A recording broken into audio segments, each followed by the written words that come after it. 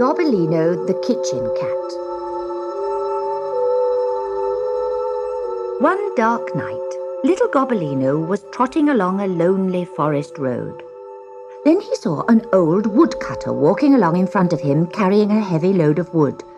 Feeling lost and lonely, Gobbolino was delighted to see someone, so he followed silently at the woodcutter's heels until they reached a tiny cottage.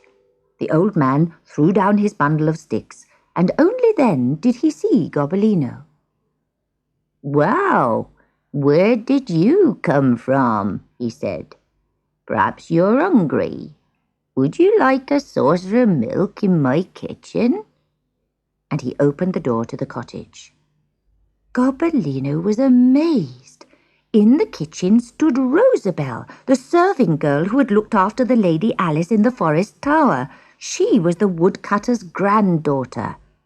"Rosabelle, what are you doing here?" shouted the old man. "Why aren't you with your lady at the tower?" Before she could answer, the girl saw Gobbolino in the doorway. "Send him away!" she screamed. "Send him away! He's a witch's cat. He made the tower fall down and he woke up the dragon. Turn him out, grandfather!" But the woodcutter picked up Gobbolino and spoke to him gently. "Is this true? Are you a witch's cat?" Gobbolino just gave a long, sad meow. The old man could not believe that such a pretty little cat could do anything really bad, and he refused to turn Gobbolino out. And although at first Rosabelle sulked and refused to talk to Gobbolino, after a few days she began to like him. Every morning Gobbolino sat comfortably in a chair while Rosabelle washed the dishes and cooked the dinner. And every evening she would ask her grandfather for money to buy a new dress.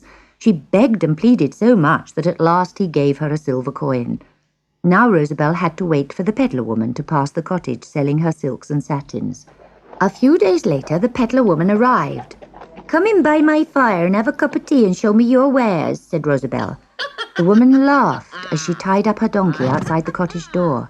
There was something about her cackle that made Gobbolino prick up his ears and look at her closely. "Only witches laugh like that and have such long, crooked noses," he thought.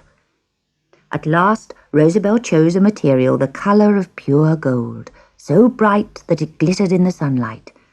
"How much would it cost to make a dress of this beautiful gold satin?" she asked. "2 silver pieces," said the witch. "But I only have one." "What? Do you think I can give it away?"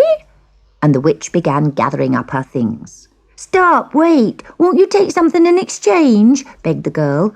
"Won't you take my silver piece and one of these cakes? Or my silk bedspread? Or our cuckoo clock?" "Ha ha ha ha!" laughed the old woman. "I eat wild berries and I sleep in ditches and I tell the time by the sun and the moon.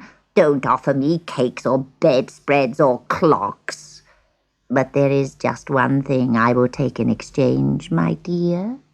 Give me that handsome cat and the silver piece, and you can have the satin." "But the cat belongs to my grandfather," said Rosabelle. "He would never forgive me if I gave away Gobbolino." Well, never mind. I will be at the wooden hut on the edge of the forest for 3 days if you change your mind." For the next 2 days, Rosabelle was very bad-tempered. But then she suddenly changed. She poured Gobbolino out a saucer of cream and whispered, "Beautiful Gobbolino, look at this. It's my best velvet bag. Wouldn't it make a handsome bed for you?" How kind, thought Gobbolino. How wrong of me to think that she was bad-tempered. And he hopped inside the bag at once. The moment he was inside, Rosabelle drew the strings tight so that he could not get out. "Aha! Now I can have my gold dress. I'll tell grandfather you ran away."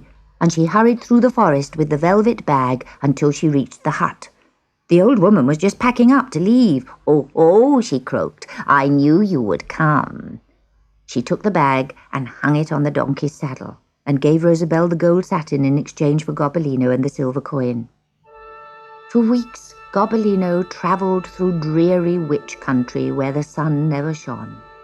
Then the peddler woman paid a visit to a friend of hers who lived in a cave high on a mountain.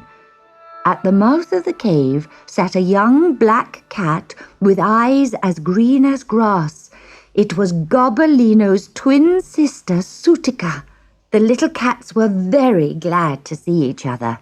They shared a bowl of soup cooked in the witch's cauldron, and Sutika showed Gobbolino all the witch's cat tricks she had learned. She made strange music come out of the cauldron, and flying pigs swoop about the cave. She made the witch invisible, and for a moment turned Gobbolino bright red. "Now show us some of your tricks, Gobbolino." "He can't do anything at all," sneered the old peddler woman. "A few sparks, a bit of disappearing, the odd prank, but he refuses to do anything bad." "It's true," said Gobbolino. "I never wanted to be a witch's cat.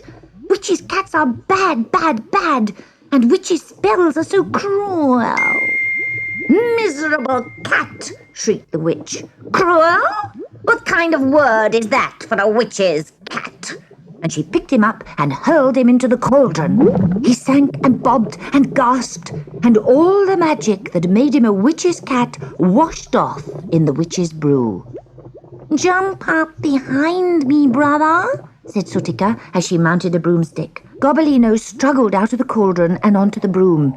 It soared up, up, up, higher and higher above Hurricane Mountain.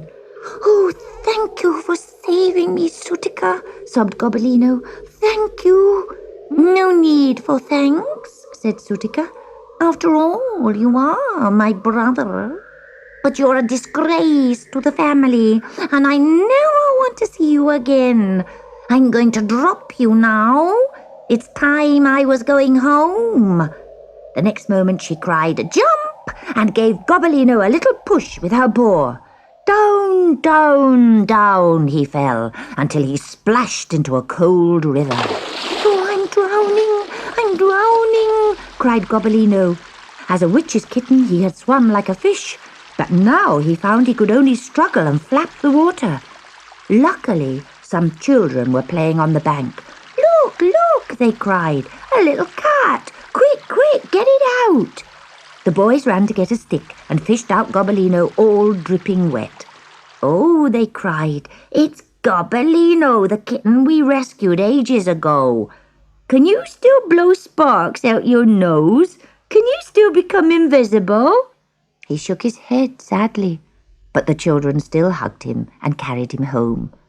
"Look what we found drowning in the river," they said to their father. "The witch's kitten has come back again."